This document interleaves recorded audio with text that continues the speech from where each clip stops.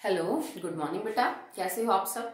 ठीक है, I hope अच्छे होंगे और नेसेसरी प्रिकॉशंस ले रहे होंगे कोरोना से और पढ़ाई कंटिन्यू कर रहे होंगे। बिकॉज कुछ कह नहीं सकते अभी कि कितना टाइम लगेगा दोबारा से सब कुछ नॉर्मल होने में। ओके, सो अपनी पढ़ाई कंटिन्यू करिए। बहुत ज्यादा काम हो नहीं पाता है एक्चुअली। स्कूल का और यहाँ ऑनलाइन पढ़ाने का बहुत फर्क है, आप सब जानते हैं। तो उतना नहीं हो पाता, इवन हाफ ही हो पाता है जितना क्लास में हो पाता उससे। सो थोड़ा थोड़ा काम है, कंटिन्यू करते रहिए। ठीक है, अगर आप छोड़ेंगे तो नुकसान है, फिर आप एक दिन में ज्यादा काम इकट्ठा हो जाएगा, समझ भी नहीं आएगा। तो लास्ट वीडियो में मैंने आपको पढ़ाया था the Bohr model of atom, it's usefulness, hydrogen atom के अंदर जो स्पेक्ट्रम में इतनी सारी लाइंस है उनका क्या रीजन है। ठीक है, और स्पेक्ट्रम लाइंस को एक्सप्लेन किया था बोहर ने बहुत अच्छे से। माना कि वो स्प्लिटिंग तो नहीं समझा पाया कि वो हाइड्रोजन एटम इलेक्ट्रिक और मैग्नेटिक फील्ड में स्प्लिट क्यों हो जाता है, फाइन लाइंस को नहीं समझा पाया। बट इसने ये बता दिया था कि लाइंस जो आ रही है ना वो ट्रांजिशन की वजह से होती हैं। सो अब जो अगला टॉपिक है वो हमारा न्यूमेरिकल्स होगा ऑन दिस टॉपिक, कि आपका इलेक्ट्रॉन अगर जंप कराए from one state to another, from one orbit to another, तो कितने अमाउंट ऑफ एनर्जी रिलीज और एब्जॉर्ब होती है। ठीक है, तो फॉर्मूला तो वही रहेंगे जो आपने पीछे फॉर्मूले किए, फॉर्मूला उनमें से नहीं बदलेगा। हम कौन कौन से फॉर्मूले यूज करेंगे? En is equal to minus 21.8 into 10 raised to power minus 19 n square joule per atom. Okay, और इट इज इक्वल टू ये किसके बराबर है? -1312 kilo joule per mole divided by N square, और इट इज इक्वल टू -13.6 बटे में N square per electron volt. ठीक है, तो ये ही तीन फॉर्मूले हैं एनर्जी के डिपेंडिंग अपॉन इलेक्ट्रॉन वोल्ट पर एटम। ठीक है, तो यही फॉर्मूले हैं जिनसे आप एक्चुअली में पता कर सकते हो कि किसी भी ऑर्बिट की एनर्जी क्या है। इन्हीं को यूज करेंगे। एक दो केस में हो सकता है वो आपसे रेडियस ऑफ ऑर्बिट भी पता करवा ले। अगर आपको ऑलरेडी कोई एनर्जी दे रखी है न्यूमेरिकल में, जैसे मान लो एक्साइटेड स्टेट की, ग्राउंड स्टेट की कुछ दे रखी है, तो उस एनर्जी की यूनिट चेक करके आप वही फॉर्मूला पुट कर दीजिए। जैसे मान लीजिए किलो जूल पर मोल में है तो आप ये फॉर्मूला यूज करके अपना आंसर निकाल दीजिए। अगर ऐसा कुछ भी गिवन नहीं है, कोई एनर्जी का डाटा नहीं है, देन आपकी मर्जी है कि आप कौन सा फॉर्मूला यूज करके अपना आंसर निकालें। ठीक है, तो चलिए स्टार्ट करते हैं। सबसे पहले सॉल्व, देन हम अनसॉल्व के बारे में बात करेंगे। ये चीज मैंने कई बार बोली है, again I am telling you कि न्यूमेरिकल्स पे बहुत फोकस करो। अभी मैं सिर्फ आपकी बुक के न्यूमेरिकल्स करवा रही हूँ ताकि बुक सब बच्चों के पास है, ज्यादा उनको मतलब दौड़ भाग नहीं करनी पड़े, क्योंकि बुक भी अभी तो कुछ बच्चों के पास वैसे है भी नहीं, और कई बार वो मुझे मैसेज करते हैं। तो एक एक न्यूमेरिकल आपको अपने फेयर कॉपी में सॉल्व करना है। हर सॉल्व और हर अनसॉल्व न्यूमेरिकल आप कॉपी में प्रैक्टिस करेंगे, तभी तो तुम्हारी ग्रिप बनेगी। अगर ये कर पाओगे तो फिर आगे जो हम पढ़ेंगे और कॉम्प्लेक्स उनको सॉल्व कर पाओगे। अगर बेसिक ही नहीं कर पाओगे अपनी बुक के, तो फिर अगर कोई घुमा फिरा के न्यूमेरिकल आ गया तो उसको कैसे कर पाओगे आप। ओके, तो चलिए स्टार्ट करते हैं। Numerical first, calculate the wavelength of the radiation emitted. आपको वेवलेंथ निकालनी है, कौन सी इमिट होगी, किस वेवलेंथ की लाइट इमिट होगी when an electron in the hydrogen atom spectrum. अब किसके बारे में बात हो रही है? H एटम है। इसका मतलब Z की वैल्यू 1 है, हमें पता होना चाहिए बेटा, क्योंकि हर फॉर्मूले में Z है। ठीक है, वो तो हम इसलिए इसको सिंपल कर रहे हैं क्योंकि हाइड्रोजन एटम के लिए ये है। अगर कोई और एटम होता तो हम Z स्क्वायर रखते। Okay, undergo a transition from fourth energy level to second. अब देखो तुम्हारा जो इलेक्ट्रॉन है ना बेटा, वो फोर्थ से सेकंड में आ रहा है, तभी तो एनर्जी इमिट कर रहा है। ओके, क्योंकि अगर 2 से 4 में जाता तो एब्जॉर्ब करनी पड़ती उसको। ठीक है, in which part of electromagnetic spectrum does this line lie. और ये कहता है कि जब इलेक्ट्रॉन फोर्थ से सेकंड ऑर्बिट के अंदर वापस आएगा, एनर्जी बाहर देगा, तो ये जो एनर्जी इमिट होगी ना, ये इलेक्ट्रिक मैग्नेटिक स्पेक्ट्रम के कौन सी जो लाइन है उसको कॉरेस्पॉन्ड करेगी। इलेक्ट्रोमैग्नेटिक स्पेक्ट्रम जो आपने पढ़ा था, आपका था starting from cosmic rays and ending from radio waves. कह रहा है कि जो वेवलेंथ निकल के आएगी ना, उसको चेक करके बताओ रफली उसकी रेंज देख के कि वो कौन से रीजन के अंदर लाई करेगी। सिंपल है, कोई इसमें मतलब मुश्किल चीज नहीं है, सिंपल है। आपको एनर्जी का डिफरेंस कैलकुलेट आउट करना है क्योंकि देखो एक बार आप ये पता कर लो कि चौथे ऑर्बिट की एनर्जी कितनी है, एक बार ये पता करो इलेक्ट्रॉन अगर सेकंड ऑर्बिट में है तो एनर्जी कितनी है, ठीक है। फिर चौथे वाले की एनर्जी ज्यादा होगी, ये हायर है एनर्जी में, सेकंड वाले की कम होगी, आप फोर्थ में से सेकंड वाले की एनर्जी को घटा लीजिए, आपको ये पता चल जाएगा क्या अमाउंट इमिट करेगी एनर्जी। उस एनर्जी इमिटेड का आपको पता चल गया, फिर फॉर्मूला यूज कर लो, E is equal to H nu, उससे आप लैम्डा निकाल लो, सिंपल है, ठीक है। चलिए करके देखते हैं। मान लो आपने लिखा energy for fourth orbit, E N की वैल्यू फोर्थ होगी ना। अब इसको आप कैसे सॉल्व करेंगे, इट इज इक्वल टू, जैसे मान लो मैंने यही फॉर्मूला ले लिया, क्योंकि कुछ कन्फाइंड नहीं है ना, कुछ दे ही नहीं रखा आपको एनर्जी किस में है, तो मर्जी है, आप चाहे किलो जूल में निकालो जी, इलेक्ट्रॉन वोल्ट पर में, ठीक है। तो 21.8 इंटू 10⁻⁻90। अब नीचे मुझे n स्क्वायर लेना पड़ेगा, ठीक है, दैट इज इक्वल टू 4 का स्क्वायर। ओके, तो ये हो गया आपका। और हाइड्रोजन एटम है तो Z वगैरह मल्टीप्लाई करने की कोई जरूरत ही नहीं बेटा। E2 is equal to -21.8 into 10⁻19 बटे में 2 का स्क्वायर, सेकेंड ऑर्बिट है। करना क्या है आपको, चेंज इन एनर्जी निकालना है बेटा, कि एनर्जी चेंज मतलब इमिट कितनी हुई। तो हमें एक्चुअली में E4 में से E2 को घटाना है। आपने लिखा E4 क्या है, -21.8 इंटू 10⁻⁻19 डिवाइडेड बाय 4 का स्क्वायर, एंड माइनस में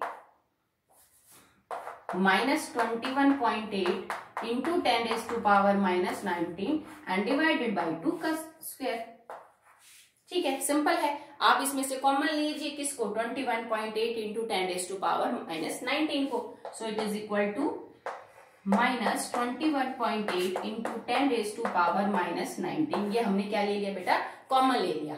नाउ व्हाट इज एक्चुअली, अगर आपने माइनस कॉमन लिया है तो हम इसको ये कर सकते हैं, बट हाँ ठीक है कोई दिक्कत नहीं, जैसे इसमें से ले लिया, इट इज 1/4 का स्क्वायर, माइनस में 1/ आपका हो जाएगा दैट इज 2 का स्क्वायर। तो आप चेक कर लीजिए, ये चीज आपकी माइनस में ही रहेगी, एंड माइनस माइनस ही आपका क्या हो जाएगा, प्लस। इसी चीज को यूं भी लिखा जा सकता है,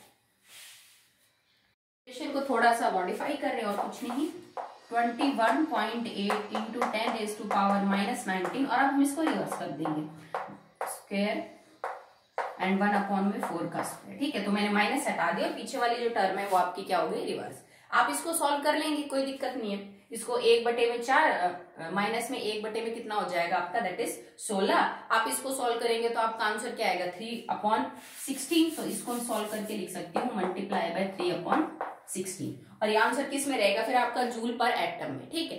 तो अब आपका जो है आंसर निकल के आ जाएगा एनर्जी के केस में। एनर्जी आपकी आ जाएगी, it is like 4.0875 into 10⁻⁻19 joule. चलो मैंने इसको सॉल्व किया और आपका आंसर ये आ गया। आपकी एनर्जी इमिटेड पता चल गई आपको, पर एटम के हिसाब से इतनी एनर्जी इमिट होगी। अब आपको एनर्जी का पता चला, so E is equal to H nu, nu को खोल के लिखा C बाय लैम्डा। एनर्जी आपको पता चली, प्लांक्स कांस्टेंट आपको पता है, वेलोसिटी ऑफ लाइट आपको पता है, इससे आप क्या निकाल सकते हो, दैट इज लैम्डा।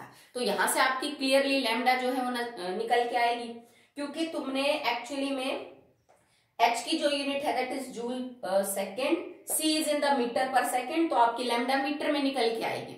चाहो तो मीटर में चेक करके या फिर इसको एंगस्ट्रॉन या पिकोमीटर में कन्वर्ट करके आप ये बता देना कि ये जो वेवलेंथ निकल के आएगी ये इलेक्ट्रोमैग्नेटिक स्पेक्ट्रम के किस रीजन के अंदर लाई करे। सिंपल है, कोई बड़ी बात नहीं है, सेम फॉर्मूला वही यूज कर रहे हैं जो हमने पहले भी यूज किया था, ठीक है। तो चलिए नेक्स्ट न्यूमेरिकल देखते हैं। आप चाहते थे ना तो इसका आंसर बेटा किलो जूल में भी निकाल देती, नो प्रॉब्लम, आपकी यूनिट ही तो बदलती, ठीक है। तो अगर आप उस निकाले हुए आंसर को किलो जूल से इलेक्ट्रॉन वोल्ट में कन्वर्ट करते तो सेम आता आपका है, जूल पर एटम में कन्वर्ट करते। Okay, so now the second numerical, calculate the energy associated with the first orbit of helium positive. आपको एनर्जी निकालनी है, ठीक है, फर्स्ट ऑर्बिट की, मतलब E1 की एनर्जी निकालनी है। एटम कौन सा है, हीलियम पॉजिटिव। मानना कि इसमें इलेक्ट्रॉन एक ही है, क्योंकि हीलियम में 2 होते हैं, 2 में से 1 देने के बाद 1 ही बचा है, पर इसका एटॉमिक नंबर अब आपको कंसिडर करना पड़ेगा, that is 2। Okay, what is the radius of the orbit, आपको आर भी निकालना है, तो हमें यहाँ पे रेडियस Rn मतलब R1 वाला फॉर्मूला भी यूज करना पड़ेगा। तो सबसे पहले निकाल लेते हैं दैट इज एनर्जी। तो ये फॉर्मूला लिखा हमने E1 is equal to -21.8 into 10⁻19। अब z स्क्वायर मल्टीप्लाई करना पड़ेगा और z क्या है यहाँ पे 2 है, एटॉमिक नंबर 2 का स्क्वायर डिवाइडेड बाय n क्या है 1, फर्स्ट ऑर्बिट है तो n का स्क्वायर, और ये आंसर आएगा आपका जूल में। ठीक है, ये जो एनर्जी निकल के आएगी that will be in the joule, कर दोगे। ठीक है, अब ये आपका आंसर निकल के आएगा और माइनस तो रहेगा बेटा, एनर्जी जो है वो इमिट हो रही है। ठीक है, तो इट इज -8.72 इंटू 10⁻19 जूल, ये आपकी एनर्जी निकल के आ जाएगी फ्रॉम दिस फॉर्मूला। ठीक है, 18 आई थिंक 18 चेक कर लेना आप, जो भी आपका कैलकुलेशन पार्ट हो। अब इतनी तो आपकी एनर्जी निकल के आएगी फर्स्ट ऑर्बिट की। अब ये आपसे पूछ रहा है कि बेटा आप रेडियस बताओ कि रेडियस क्या होगी। तो रेडियस का क्या फॉर्मूला था बेटा, देखो Rn आपको निकालना था, तो हमने A0 जो कि आपकी एक्चुअली में फर्स्ट ऑर्बिट हाइड्रोजन की जो रेडियस थी, ठीक है, न्यूक्लियस से लेके पहले ऑर्बिट तक उसकी डिस्टेंस थी, इसको हमने n² से मल्टीप्लाई किया था, डिवाइडेड बाय z था। ओके, चाहो तो आप इसको पिकोमीटर में, एंगस्ट्रॉन में, किसी में भी रख सकते हो। हमने A0 को पिकोमीटर में माना था 52.9 पिकोमीटर। ओके, यहाँ लिखा n क्या है हमारे पास 1 का स्क्वायर, z हमारे पास क्या है 2, इसको आप सॉल्व कर लेना तो तुम्हारी रेडियस आ जाएगी। बट ऑब्वियस क्योंकि मैंने यहाँ पे इसको पिकोमीटर में लिया है तो तुम्हारा आंसर यहाँ पिकोमीटर में आएगा। चाहे तो इस आए हुए आंसर को पिकोमीटर से देन मीटर या जिसमें भी एंगस्ट्रॉन में निकलवा रहा है उसमें कन्वर्ट कर दो, नहीं तो आप शुरू में ही यहाँ पे भी चाहो तो मीटर में ले सकते हो कि 52.9 पिकोमीटर को पहले मीटर में कन्वर्ट करके वैल्यू पुट कर दो। ये तो नंबर है, ये भी एक नंबर है, तो इनकी तो कोई यूनिट नहीं होनी, तो तुम्हारा सीधा आंसर किस में आ जाएगा, मीटर में। यूनिट्स बहुत इंपॉर्टेंट होती है न्यूमेरिकल्स में। ठीक है, अगर आप किसी भी आंसर के पीछे यूनिट्स नहीं लगाते हो तो सीबीएसई आपका नंबर डिडक्ट करेगी। 4 न्यूमेरिकल पेपर में आए, चारों में आपने यूनिट नहीं लगा, आधा नंबर तो वो काट लेगी, तो टोटल 2 नंबर तो तुम्हारे वैसे ही चले गए। ठीक है, और कई बार तो गलत भी हो जाते हैं न्यूमेरिकल अगर आपने सिर्फ यूनिट चेंज नहीं की। जैसे मान लो टेम्परेचर केल्विन में था और तुमने सेल्सियस में लेके कर दिया तो आंसर थोड़ी ना सेम आएगा। यहाँ पे लिखना कुछ था, एक चीज तुमने जूल में ले ली, दूसरी एनर्जी तुम्हारी किलो जूल में है, तो थोड़ी ना आंसर आपका सही आएगा, तो फिर वो गलत माना जाएगा। ठीक है, तो आप इसको कर लेंगे। नेक्स्ट देखिए,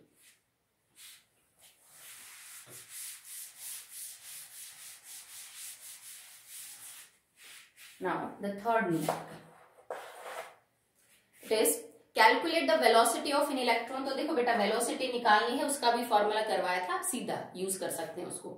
in the first Bohr orbit of hydrogen atom, तो मतलब आपके n की वैल्यू 1 है पहला। ठीक है, हाइड्रोजन का एटम है, H एटम के बारे में बात हो रही है, तो मतलब मेरा Z भी क्या है बेटा 1 है। Okay, given the Bohr's radius, आपको बोहर रेडियस R की वैल्यू दे रखी है एंड इट इज 0.529 एंगस्ट्रॉन, जैसे इसने एंगस्ट्रॉन में दे दी, no problem.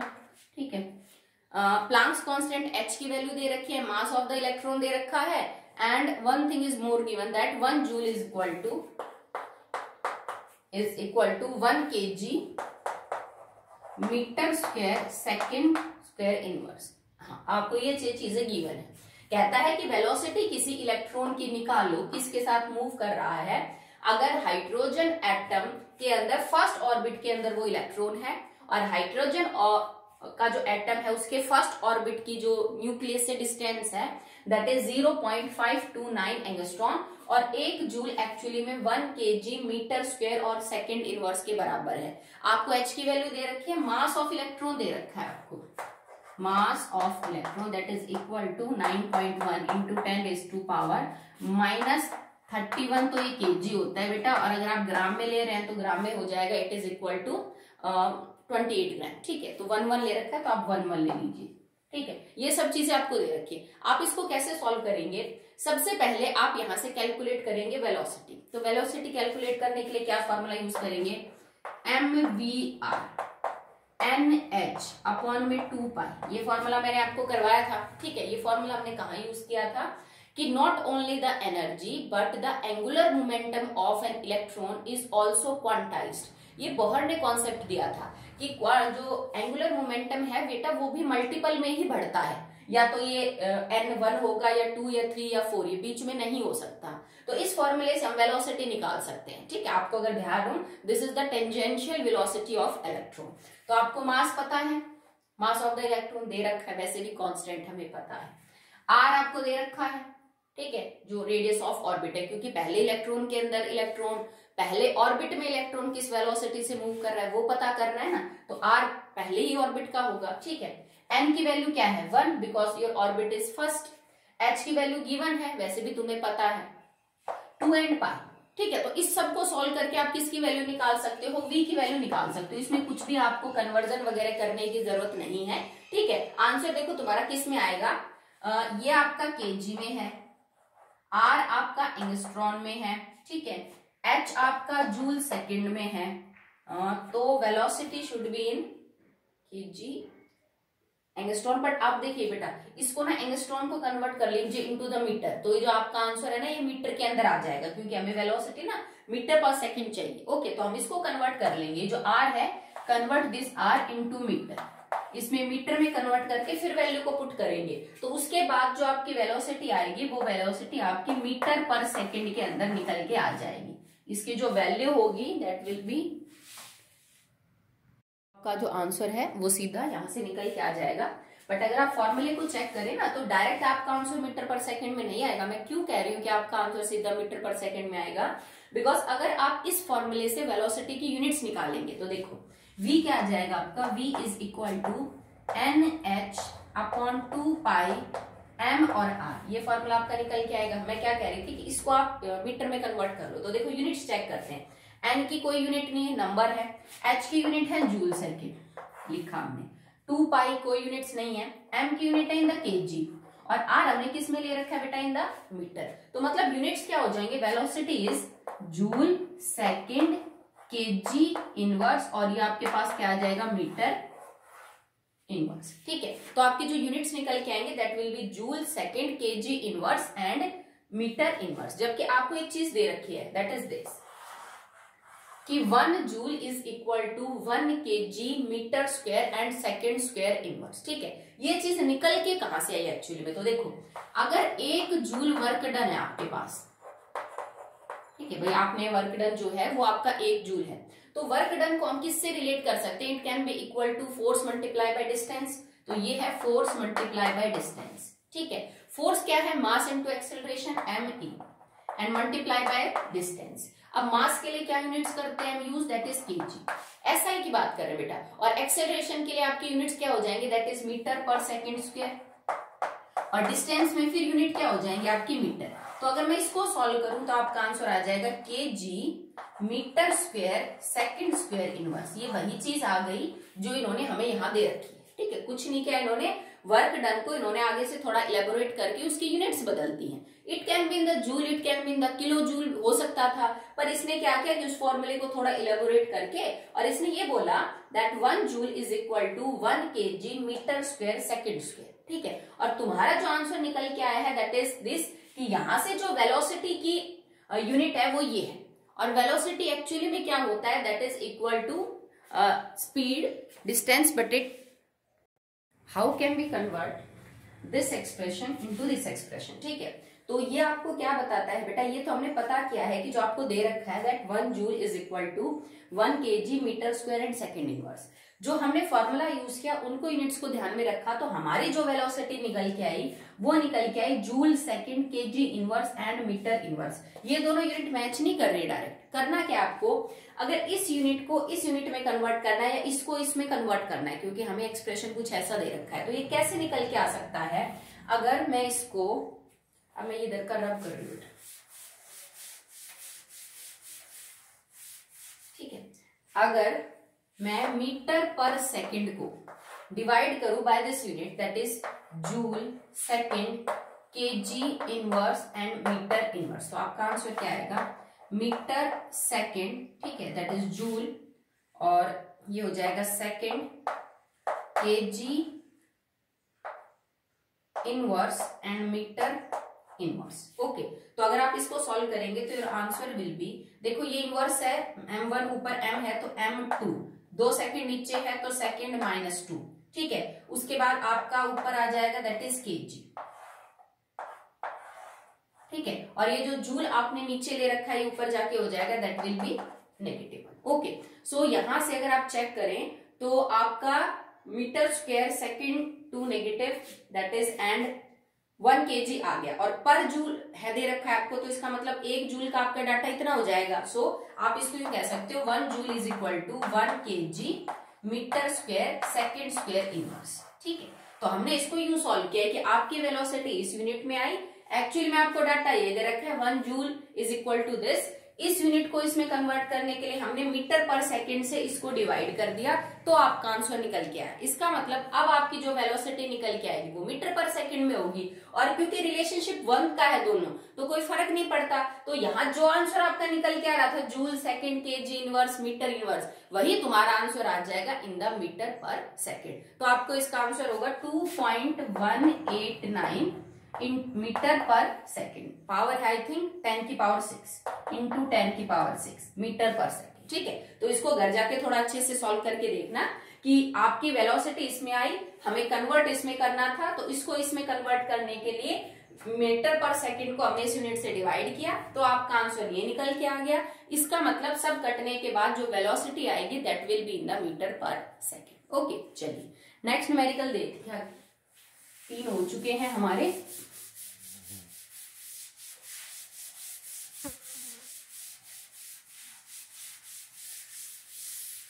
Next is calculate the first excitation energy of electron in the hydrogen atom, ionization energy of the hydrogen atom।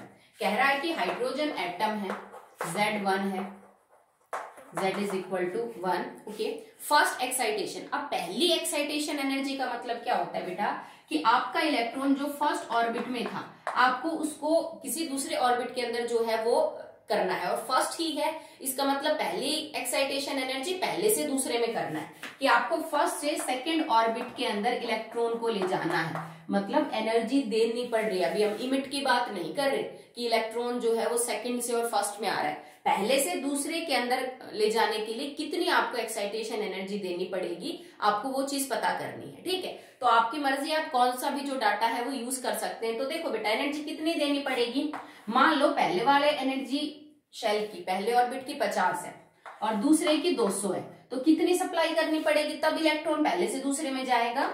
200 minus में 50 that is 150। तो बस हमें यूं ही सॉल्व करना है। ठीक है, तो आप क्या करोगे, energy of second orbit, energy of first orbit, इन दोनों को निकाल लेंगे। पहले हाइड्रोजन वही फॉर्मूला यूज करेंगे, जैसे मान लो आपने यू यूज किया 13-12 किलो जूल पर मोल, ये फॉर्मूला है। एन स्क्वायर यहाँ हो जाएगा 2 का स्क्वायर, मैं जेड ले नहीं रही क्योंकि ये हाइड्रोजन एटम है। ठीक है, इस केस में क्या हो जाएगा, सीधा माइनस 13-12 किलो जूल पर मोल, सिंपल सी बात है। ठीक है, क्योंकि एन तो यहाँ पे 1 हो जाएगा, फिर आपको ये सब्ट्रैक्ट करना है। Now del E will be equal to E2 minus में E1। Okay, so it will be E2 minus 13-12 divided by 4 minus में माइनस 13-12, और ये यूनिट आ जाएंगे ना किलो जूल पर मोल। आप इसको सॉल्व कर लेंगे, नो प्रॉब्लम एट ऑल। ठीक है, तो आपको पता चल जाएगा कि कितनी एनर्जी जो है वो चाहिए आपके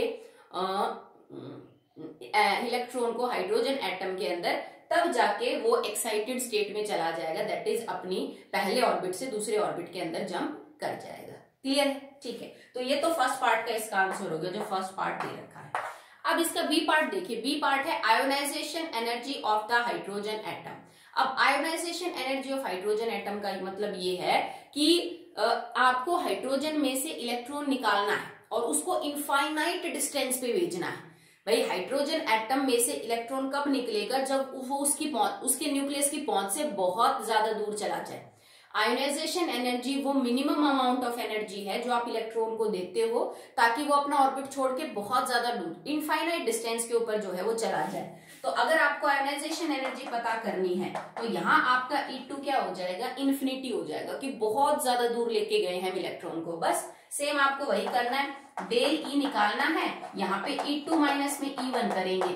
E1 की एनर्जी आपको पता है, वही 13-12 किलो जूल पर मोल। ये E2 इन्फिनिटी हो जाएगा ना, इन्फिनिटी माइनस में 13-12 किलो जूल माइनस का माइनस 13-12 किलो जूल पर मोल। बस आप इसको सॉल्व कर लीजिएगा, आपका जो आंसर है वो निकल के आ जाएगा। ठीक है, तो और कुछ नहीं आएगा, ये आपका जो है वो आंसर प्लस में आ जाएगा, nothing else. Minus minus plus आ जाएगा, तो प्लस 13-12 किलो जूल पर मोल। इसका मतलब हाइड्रोजन एटम के पहले ऑर्बिट में से इलेक्ट्रॉन को बाहर निकालने के लिए हमें एक्चुअली में 1312 किलो जूल एनर्जी पर मोल के हिसाब से चाहिए। You can convert this energy into joule per mole या फिर पर एटम, किसी में भी आप जो है वो कन्वर्ट कर सकते हो, ठीक है, जैसे आपसे पूछा जा रहा है। ओके, नेक्स्ट देखिए बेटा, अब देखो इसमें कितने सिंपल सिंपल कॉन्सेप्ट काम कर रहा है। अगर आयोनाइजेशन एनर्जी के लिए आपको ये समझ नहीं आता हो कि हम इलेक्ट्रॉन को इनफाइनाइट डिस्टेंस दूर लेके जाते हैं, उस एनर्जी शेल के अंदर ले जाते हैं जो इनफाइनाइट दूर है, तो फिर आपसे क्वेश्चन ये होता है। नेक्स्ट है the ionization energy of helium positive. Question number is 5th, ionization energy of helium positive. Helium में से एक इलेक्ट्रॉन निकालने के लिए जितनी एनर्जी आप दे रहे हैं वो है 8.72 इंटू 10⁻⁻18 जूल पर एटम। इतनी एनर्जी आपको एक एटम के लिए देनी पड़ती है एक इलेक्ट्रॉन निकालने के लिए। Calculate the energy of first stationery state of lithium 2 positive. तो ये कह रहा है कि बेटा एनर्जी निकालो ऑफ फर्स्ट ऑर्बिट, बट किसकी? लिथियम 2 पॉजिटिव की। डाटा इसने दिया आपको हीलियम पॉजिटिव का, और निकलवा क्या रहा है बेटा ये आपसे कि लिथियम 2 पॉजिटिव के जो फर्स्ट ऑर्बिट की एनर्जी है आप उसको पता करके बताओ कि एक्चुअली में वैल्यू क्या होगी। ठीक है, तो हमने क्या यूज कर रखा है कि En is equal to minus 21.8 into 10⁻⁻19 joule per atom and divided by n square. और क्योंकि ये बात हीलियम की हो रही है, सन मल्टीप्लाई बाय z स्क्वायर, आप यहाँ पे z स्क्वायर भी लेंगे हीलियम, और ये n क्योंकि हीलियम का फर्स्ट है ना, फर्स्ट। ठीक है, तो ये हीलियम के लिए आपका इक्वेशन आपने बना ली, यहाँ पे n स्क्वायर क्या हो जाएगा आपका 1। Okay, so that will be the equation for helium atom. आपने हीलियम एटम की इक्वेशन बना ली। चाहो तो आप इसको मतलब फर्दर तो क्या सॉल्व करेंगे, इतना ही रहेगा, नहीं तो आप उसको 4 से मल्टीप्लाई कर दीजिए, 2 2 जा 4 से। ठीक है, नेक्स्ट आपको क्या करना है, अगर बात हो रही है, ये तो एनर्जी आपने फर्स्ट ऑर्बिट की निकाली है, हीलियम के फर्स्ट ऑर्बिट की एनर्जी कितनी है, मतलब उसमें जो इलेक्ट्रॉन घूम रहा है उसकी एनर्जी कितनी है। अब आपको आयोनाइजेशन एनर्जी दे रखी है हीलियम की। आयोनाइजेशन एनर्जी अभी लास्ट न्यूमेरिकल में हमने बात की, किसके बराबर होती है बेटा, it is E infinity minus E1। So ionisation energy of helium is first, जो आपकी है पहला इलेक्ट्रॉन निकालने के लिए, मतलब अब हीलियम से हीलियम पॉजिटिव बनेगा, it is equal to E infinity minus में E1, E infinity and minus में आप माइनस का ये लिख लीजिए 21.8 इंटू 10⁻⁻19 मल्टीप्लाई बाय 4, 1 है, सिंपल है, जूल पर एटम। नहीं तो आप चाहते ना तो इस एक्सप्रेशन को एज इट इज लिख देते, इसको कोई कांस्टेंट मान के भी आप सॉल्व कर सकते हो, आप इसको निकाल लोगे। ठीक है, नेक्स्ट आपको क्या करना है इस इक्वेशन में, बिकॉज आपको ये वैल्यू तो दे रखी है बेटा इन्होंने, ठीक है, ये जो वैल्यू है वो तो गिवन है, ये ionisation energy of helium that is this, तो आप इसको यूं भी लिख सकते हो 8.72 इंटू 10⁻⁻18 जूल पर एटम है। और अगर आप इसको सॉल्व करोगे तो ये भी आंसर आपका सेम ही आएगा, माइनस माइनस प्लस, और 4 को इससे मल्टीप्लाई करोगे तो यही आएगा 18 जूल पर एटम। ठीक है, अब आपको ये पता चल गया कि हीलियम के जो एनर्जी ऑफ एक्साइटेशन है that is equal to this, और एक्चुअली में ये किसके बराबर है, ये इसके बराबर है। ओके, अब लिथियम के लिए अगर तुम एक्सप्रेशन लिखोगे तो E पहले ऑर्बिट का n, लिथियम के केस में आपका एक्सप्रेशन ये हो जाएगा -21.8 इंटू 10⁻⁻19 मल्टीप्लाई बाय 3 का स्क्वायर एंड डिवाइडेड बाय 1 का स्क्वायर। सिंपल सी चीज है। वैसे आपको हीलियम की एनर्जी की यहाँ बहुत जरूरत है नहीं, अगर तुम सिंपल एक्सप्रेशन की बात करो ना तो लिथियम और हीलियम के एनर्जीज के बीच में ये रिलेशनशिप है कि हीलियम की जो फर्स्ट ऑर्बिट की एनर्जी है दैट इज इक्वल टू एक कांस्टेंट, जो आपका ये है, ये आपका कांस्टेंट ही है, सेम ही रहता है, constant multiply by z square, क्योंकि नीचे तो 1 ही है, 1 का स्क्वायर।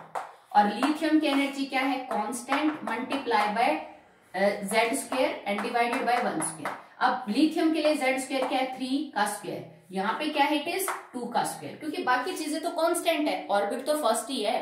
ठीक है, तो यहाँ पे क्या एक्सप्रेशन आ जाएगा कि हीलियम की एनर्जी निकालने के लिए आपको 4k सॉल्व करना है और लिथियम की एनर्जी निकालने के लिए आपको 9k सॉल्व करना है। ये तो कांस्टेंट है जो आपका यहाँ पे है, चल रहा है, ठीक है। अब आप इसको ये देखिए कि 4k हीलियम की एनर्जी के बराबर है, that is actually equal to this amount. और ये जो आपका निकल के आया है कि 4k जो है वो एक्चुअली में इसके बराबर है, क्योंकि देखो 4k का मतलब क्या हो जाएगा, कांस्टेंट आपका रहेगा, इसको यूं देखिए आप,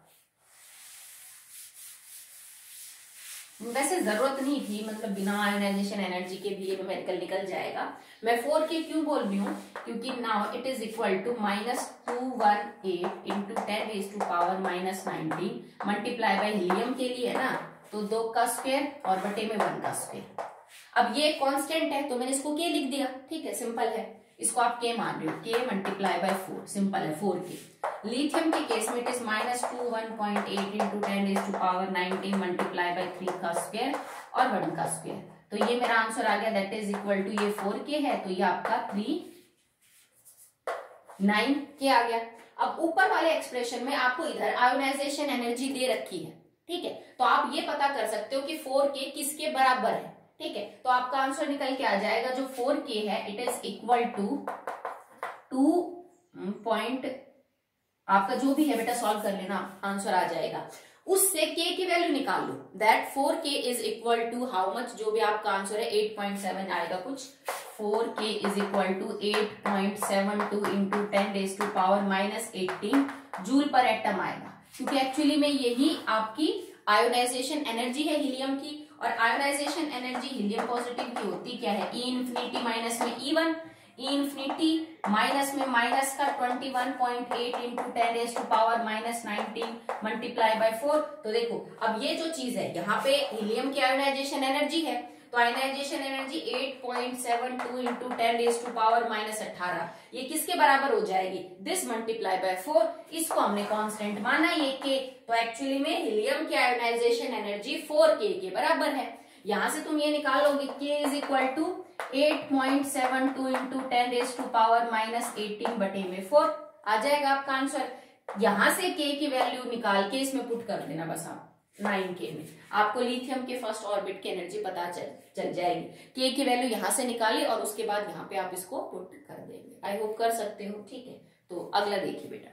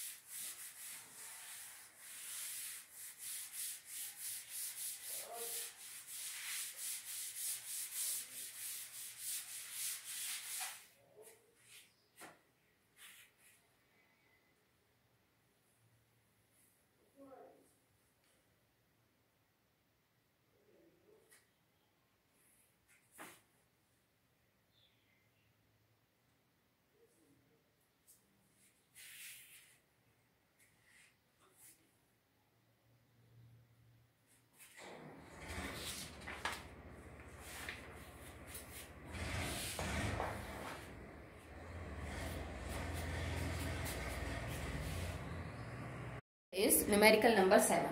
मैंने 6th नहीं करवाया बेटा सॉल्व का, इजी है आप कर लेना, ठीक है। तो मैं 7th करवा रही हूँ। To which orbit the electron in the hydrogen atom will jump on absorbing 12.1 electron volt energy. कह रहा है कि अगर हाइड्रोजन एटम ने 12.1 इलेक्ट्रॉन वोल्ट एनर्जी एब्जॉर्ब करी है, तो बताइए वो कौन से ऑर्बिट के अंदर जंप करेगा। भाई हाइड्रोजन का पहला इलेक्ट्रॉन जो है वो फर्स्ट ऑर्बिट में है और आपने उसको 12.1 इलेक्ट्रॉन वोल्ट एनर्जी दे दी, तो इतनी एनर्जी एब्जॉर्ब करके बताओ वो कौन से ऑर्बिट के अंदर चला जाएगा। तो क्योंकि आपको एनर्जी का डाटा ऑलरेडी इलेक्ट्रॉन वोल्ट में दे रखा है, तो हम भी इलेक्ट्रॉन वोल्ट में ही एनर्जी को डिस्कस करेंगे। तो पहले ऑर्बिट की एनर्जी हाइड्रोजन एटम की अगर इलेक्ट्रॉन वोल्ट में निकालूं तो ये -13.6 इलेक्ट्रॉन वोल्ट है, ओके, पर एटम। इसके हिसाब से आपने ये एक्सप्रेशन कर रखा है, एन की वैल्यू 1 है बिकॉज फर्स्ट ऑर्बिट के अंदर ये।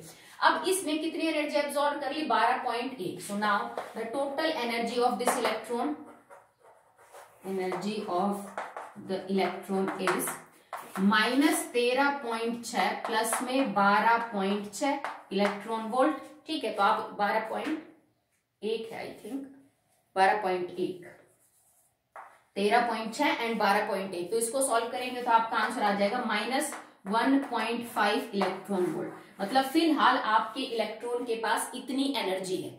अब इसका करना कैसे इसको सॉल्व, कि मैंने तुम्हें ये बता दिया कि किसी ऑर्बिट के अंदर इलेक्ट्रॉन की एनर्जी ये है, हाइड्रोजन का एटम है, फर्स्ट ऑर्बिट से वो जंप कर रहा है, ठीक है। तो ये बताओ कौन से ऑर्बिट में कर रहा है। तो एक्चुअली में आपको ये पता करना है कि हाइड्रोजन एटम में इतनी एनर्जी किस ऑर्बिट की है। सिंपल सी बात है। इसको कैसे सॉल्व करेंगे, En is equal to -13.6 electron volt बटे में n स्क्वायर।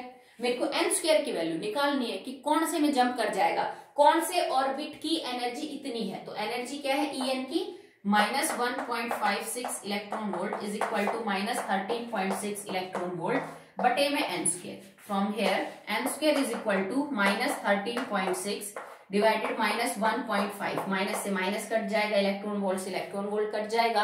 आपको 13.6 को 1.5 से डिवाइड करना है। तो अप्रोक्सीमेटली जो आपका आंसर आएगा 9 square, that will be equal to n square is equal to 9 और n की वैल्यू आपकी 3 आ जाएगी। तो मतलब हाइड्रोजन के थर्ड ऑर्बिट की जो एनर्जी है वो इलेक्ट्रॉन वोल्ट में कितनी होगी, -1.5। इसको वैसे भी चेक कर लो, क्योंकि देखो अगर पहले ऑर्बिट की -13.6 है और हाइड्रोजन का ही है, डिवाइडेड बाय n स्क्वायर है, तो थर्ड का क्या मतलब हो जाएगा, थर्ड ऑर्बिट की 3 का स्क्वायर मतलब 9। तो 13.6 डिवाइडेड बाय 9 करेंगे तो आपका आंसर ये आना चाहिए -1.5। हमने क्या किया है, 13.6 divided by -1.5 is equal to 9। आप इसको चेक कर लीजिएगा। ओके, सो अनसॉल्व्ड बेटा टोटल 7 थे, सॉल्व्ड मैंने उसमें से 6 करवा दिया आपको। अब हम करते हैं सॉल्व। तो सॉल्व्ड में 3-4 यहाँ ज्यादा नहीं है, 2 में करवा देती हूँ, बाकी आप घर पे कर लेना। नेक्स्ट देखिए सॉल्व्ड में है, if the energy difference between 2 electronic state is 214.68 kilo joule per mole, ठीक है। अब मुझे ये नहीं पता कि वो 2 और 3 के बीच का डिफरेंस है कि 2 और 4 और 1 और 4 के बीच में, पर 2 एनर्जी स्टेट्स हैं। जैसे मान लो एक को मैं मान लेती हूँ N1 और एक को हम मान लेते हैं N2, ठीक है, कुछ भी हो सकता है एनर्जी डिफरेंस। और ये दे क्या रखा आपको, En2 माइनस में En1 is given like 214.68 kilo joule per mole. Calculate the frequency of the light emitted when an electron drops from higher to the lower state। अब आपको कहना क्या है कि हाइयर से लोअर के अंदर आ रहा है इलेक्ट्रॉन, तो एनर्जी इमिट होगी। वो जो एनर्जी इमिट होगी उसकी फ्रीक्वेंसी बताइए बेटा कितनी होगी, ठीक है। प्लांक्स कांस्टेंट आपको दे रखा है, एच की वैल्यू इसमें देखो दे रखी है तो किलो जूल सेकेंड मोल, ताकि आपको कन्वर्जन ना करना पड़े। एच की जो यूनिट्स है that is 39.79 into 10 raised to power -14 kilo joule second mole inverse, second mole inverse. ये आपको इसने यूनिट्स दे रखी है, आपको पता करना है actually what is the frequency. तो कैसे पता करेंगे बेटा कि En2 माइनस में En1 जो है आपका, जो भी है जिस भी स्टेट के बारे में बात कर रहा है, उसका एनर्जी इतना है कि उनके बीच का एनर्जी डिफरेंस इतना है। तो एक्चुअली में इसने ऑलरेडी तुम्हें बता दिया कि एनर्जी जब हाइयर से लोअर में आएगा तो इतनी एनर्जी इमिट करेगा वो। सिंपल सी बात है भाई, एक स्टेट का एनर्जी मान लीजिए 50 है, दूसरी स्टेट की एनर्जी 100 है, पर मेरे को ये नहीं बता रखा ये कौन सी स्टेट और ये कौन सी, ठीक है। जब इलेक्ट्रॉन हाइयर से लोअर में आता है तो वो एनर्जी इमिट करेगा। इमिट कितनी करेगा, जितनी इन दोनों इलेक्ट्रॉन्स के बीच में एनर्जी का गैप है वो, तो ये इतनी एनर्जी इमिट करेगा। मतलब आपको एनर्जी का डायरेक्टली पता चल गया। Now E is equal to H nu, H आपको पता है, E आपको पता है, you have to calculate nu, निकाल लोगे, ठीक है। तो समझने वाली बात है, इसमें कोई बहुत बड़ा डाटा यूज नहीं कर रहा कि एनर्जी का डिफरेंस 2 ऑर्बिट्स के बीच में जितना होता है उतनी ही तो एनर्जी एब्जॉर्ब और इमिट करता है एक ऑर्बिट से दूसरे ऑर्बिट में जाने के लिए, ठीक है। नेक्स्ट देखिए बेटा अगला numerical, second numerical is it is in hydrogen atom and electron jumps from third orbit to second। मतलब आपका जो N2 है वो आपका 3 रहेगा और N1 आपका जो है वो सेकंड है, कि थर्ड से सेकंड में जंप कर रहा है। Calculate the wavelength of the radiation emitted, जो बीच में एनर्जी इमिट होगी तीसरे से दूसरे आते वक्त उनकी वेवलेंथ पता करनी है। तो करोगे क्या बेटा, पहले डेली निकाल लेना। क्या करोगे, E3 माइनस में E2 करके निकाल लोगे। थर्ड के ऑर्बिट की एनर्जी, सेकंड ऑर्बिट की एनर्जी, हाइड्रोजन एटम ही दे रखा है तो Z भी 1 है, ठीक है। इससे निकाल के डिफरेंस पता कर लेना। जो आपका डेल ई निकल के आएगा, फिर फॉर्मूला यूज करना, E is equal to H nu को खोल के लिख देना C बाय लैम्डा। ये एनर्जी है, एच की वैल्यू पता है, सी की पता है, आपको लैम्डा पता चल जाएगी। ओके, सो लैम्डा यहां से जो निकल के आएगा that will be in the metre. आपको बाकी किसी यूनिट में कन्वर्ट करना है तो आप कर सकते हो। ओके, नेक्स्ट थर्ड है, calculate the wave number of the longest wavelength transition in the Balmer series of hydrogen atom. Hydrogen का एटम है, बाल्मर सीरीज के बारे में बात हो रही है, इसका मतलब मेरे को N1 इन्होंने दे दिया 2, फिक्स है, बताया था पहले, ठीक है। वेव नंबर आपको calculate the wave number for the, wave number आपको पता करना है और लॉन्गेस्ट वेवलेंथ होनी चाहिए उसकी, लॉन्गेस्ट लैम्डा जिस लाइन के लिए है बाल्मर सीरीज में, उस लाइन का वेव नंबर पता करो। तुम्हें बात समझ में आई? बाल्मर सीरीज का मतलब है कि तुम्हारा इलेक्ट्रॉन N2, क्योंकि इमिशन की बात कर रहे हैं, तो तुम्हारा इलेक्ट्रॉन 3 से 2 में आ सकता है, 4 से 2 में आ सकता है, 5 से 2 में, 6 से 2 में, यूं आ रहा है। ये कह रहा है कि बाल्मर सीरीज के अंदर जितनी भी लाइन है ना, उस लाइन में सबसे ज्यादा वेवलेंथ किसकी बड़ी है, उस लाइन का वेव नंबर पता करके बताओ मेरे को। तो सबसे पहले हम फॉर्मूला लिख लेते हैं, ठीक है। तो आपका फॉर्मूला क्या है, wave number is equal to Rydberg's constant 109,677 and 1 upon में यहाँ पे आपका क्या हो जाएगा, दैट इज जो आपका फॉर्मूला है इट इज इक्वल टू, जैसे दो आपको वैल्यूज दे रखी हैं, इट इज N1 माइनस में N2, ठीक है। तो हम इसको सॉल्व करेंगे, इट इज N1 का स्क्वायर माइनस में N2 का स्क्वायर, ठीक है। इससे आपका वेव नंबर जो है वो निकल के आ जाएगा। जो वेव नंबर आपका निकल के आएगा एक्चुअली में दैट इज इक्वल टू, यहाँ पे तो पुट कर ही सकते हैं 2 का स्क्वायर, और यहाँ पे आपको निकालना पड़ेगा, हाँ ये तो निकालना पड़ेगा, N2 का स्क्वायर जो है वो आपको नहीं पता, क्योंकि हमें N2 की वैल्यू नहीं पता कि एक्चुअली में किस में है। पर एक बात देखिए, वेव नंबर और वेवलेंथ का रिलेशनशिप क्या होता है, wave number is inversely proportional to wavelength. अगर आपको सबसे लंबी वेवलेंथ निकालनी है किसी रेडिएशन की, तो उसका वेव नंबर सबसे छोटा होना चाहिए। और वेव नंबर सबसे छोटा कब हो सकता है, जब n की वैल्यू क्या हो। भाई ये वैल्यू तो आपकी फिक्स होगी, दैट इज 1 अपॉन में 4, ये तो फिक्स है आपका 1/4। मैं N2 क्या लूं कि वेव नंबर सबसे छोटा हो जाए, तो बेटा 2 के अलावा यहाँ पे और क्या क्या पॉसिबल है, ये 3 हो सकता है, ये 4 हो सकता है, 5, 6, 7, 8, 9 हो सकता है। अगर मैं यहाँ पे N2 की वैल्यू 3 ले लूं, then wave number should be minimum. यह चीज आप समझ सकते हो मैथमेटिकली, इसमें कोई बहुत बड़ी बात नहीं है। अगर यहाँ पे n की वैल्यू 3 हो, मतलब 3 का स्क्वायर में 9 लूं, तो 1/4 माइनस में 1/9 की वैल्यू के केस में वेव नंबर सबसे कम आएगा। अगर आप यहाँ 1/4 का स्क्वायर 16 लोगे तो वेव नंबर ज्यादा आएगा, 1/25 लोगे 5 का स्क्वायर तो वो और ज्यादा आएगा। तो यहाँ पे 3 लेके आपका वेव नंबर सबसे कम आएगा, ठीक है। तो आपने यहाँ पे 3 लिया, वेव नंबर निकाल लिया। उस वेव नंबर को निकालने के बाद आप क्या निकाल लोगे, उससे लैम्डा कैलकुलेट कर सकते हो। नहीं तो ये पूछ भी नहीं रहा है आपसे, तो आप उसको ऐसे सॉल्व कर सकते हो, ठीक है। तो मैंने आपको एक तो सॉल्ड और 2 अनसॉल्ड आपके लिए, 2 भी नहीं छोड़े, एक अनसॉल्ड और एक सॉल्ड आपके लिए छोड़ा है, वो आप घर पे कर लेना। अगर स्टिल आपको कोई प्रॉब्लम फेस होती है तो आप मेरे से पूछ सकते हो, ठीक है। तो उसके बाद नेक्स्ट टॉपिक स्टार्ट करेंगे। That's all for the day.